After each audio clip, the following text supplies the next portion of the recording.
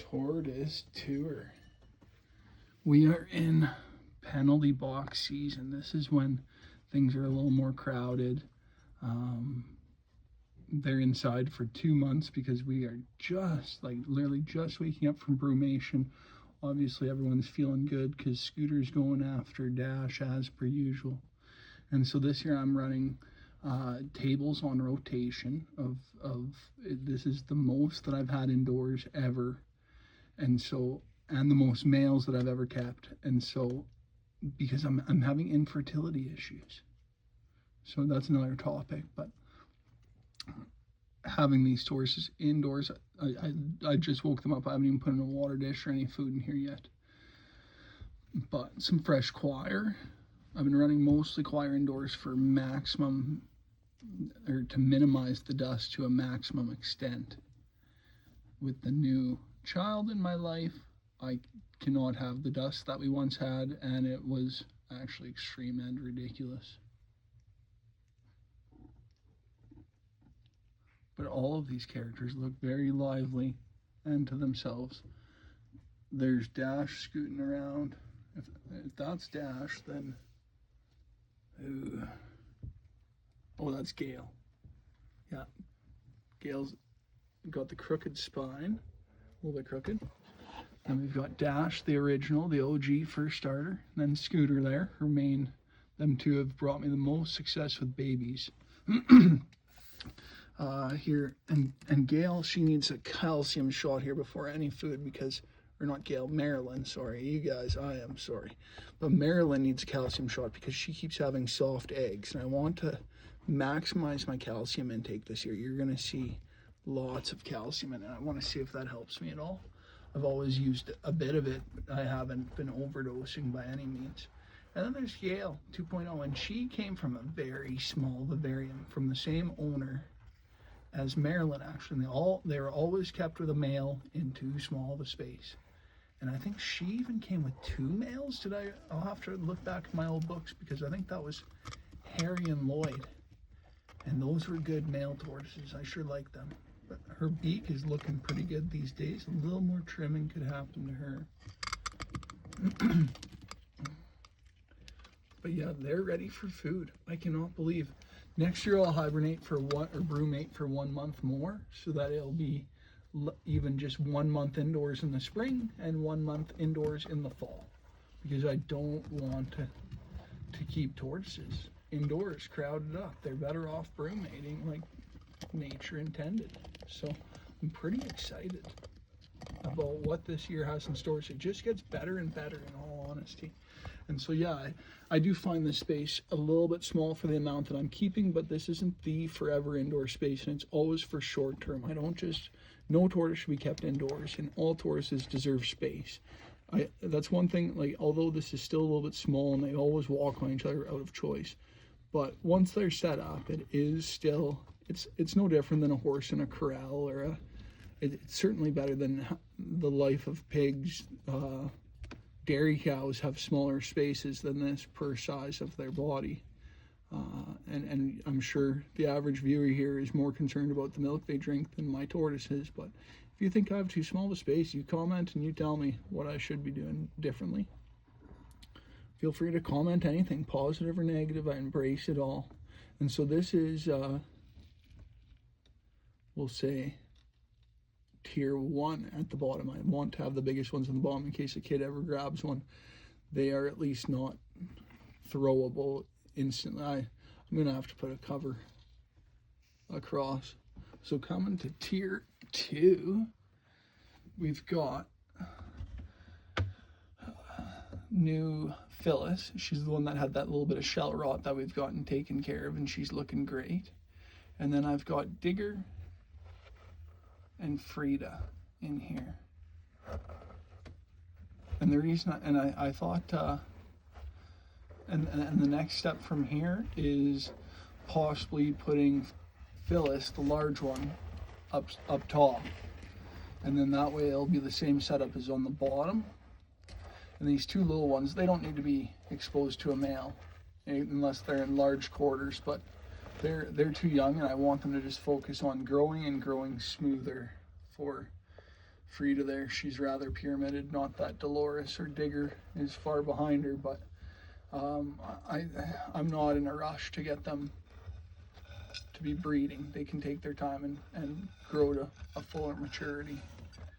Supposedly, Phyllis has laid eggs before, so we'll see what comes of that when she's with one male. She came from being with two males, and I don't think that was a recipe for comfort or success, so we will see how that goes. But I just wanted her to get accustomed to being with other tortoises, and I thought, why not be the smallest ones? And then we've got Susie alone in the baby chamber. And when the tortoises go outside, then she can either have this large space until I get her a small pen set up outside. She's just too small to be with the majority of them. And she brood-mated as well. So it's the smallest one I've ever brood-mated. Being, I think that's year 3 or 4. I'd have to check my book. And Susie, I feel like, is probably a male, so she'll probably go into rotation and stay away from her mother, though. Because I'd like to keep the first one I ever hatched forever. That is kind of a neat thing. Phyllis is already dominating the smaller ones, so we're off to a good start. She's also warmed up, and them two are not. How are you doing over there? You kind of seem... Well, you retract, so we're off to a good start, but I think this is a whole lot for your first day and your first hybrid brumation, but we will see how this goes. I'm going to weigh them and bath them maybe tomorrow night or later today, and stay tuned for that. And we'll check out the last chamber here. I still haven't got any water in their dishes yet, but we've got calcium about for everyone. And then we're at the final chamber, and then we've got Ethel, who came from a dear friend of mine. And then we've got Mac, the male on the left, who we recently just got. He has never seen other tortoises, I don't think, so it'll be interesting to see how he gets on, and I'm hoping he ups productivity as he gets transferred about the gals, because I will switch him and Scooter around so they both spend time with the gals. And then there's March, the lovely March. She came all the way from the northern part of the province in near Edmonton, which is actually the center part of the province, but way north of myself, from a gal, and I love her. She has one of the sweetest shells, and she spent a ton of time outside with the rest of them. And she's one of the original ones. She was kind of she could go in with the bottom with Dash. Actually, I might switch her with Gale 2.0 because I kind of like that group. But yeah, I think we definitely need, in total, I'd really like to get one more female. Because even if I put Phyllis from the middle shelf up here,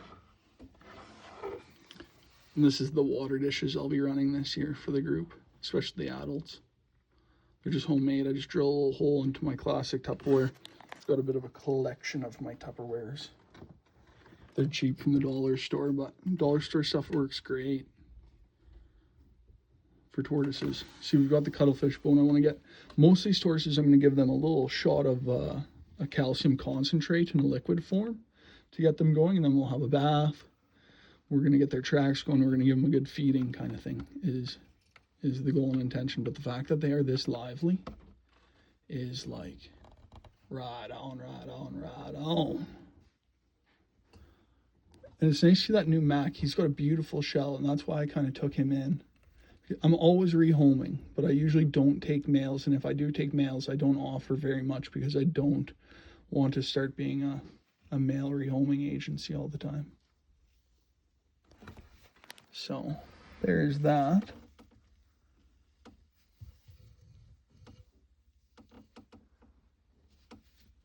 So I treated quarantine with Mac. I had him in, he didn't have a full brumation with the rest of them, but he had a portion. And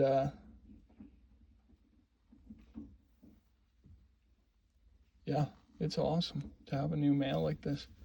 You can tell he's a male because he has a concave shell and a large tail usually swooping to the side. But even the cloaca of the shell of the tail, where his hoo-ha comes out of, is in a different spot than a female who has a flat shell, a small hippo tail. Also, you'll notice her the edge of these scutes here are triangular. She's also the shape of a peanut, where he's the shape of an A, like the letter A. She's more the shape of a giant O, or an oval. But she still flares out in the back, but not quite like a male. The male has, again, a different shape right here. And then overall, look at how much wider he is in the back. I think males make the better pet, in my opinion, because they're just so full of activity and kind of territorial that they do come out and present themselves more. But there is something about a sweet female, like little Marchie or little, or big, I should say, Ethel. And they are sweet-natured and they come about, but not in the territorial manner that a male does. So these three they're all brumating. So yeah, I got to get some food going. I'm going to be introducing them to my new pellets that I've made myself out of true safe weeds and flowers and plants, without the idea of fillers and just non-foods, like just non-foods. So stay tuned for that as well. So this is the tortoises waking up. Natural tortoise keeper signing off.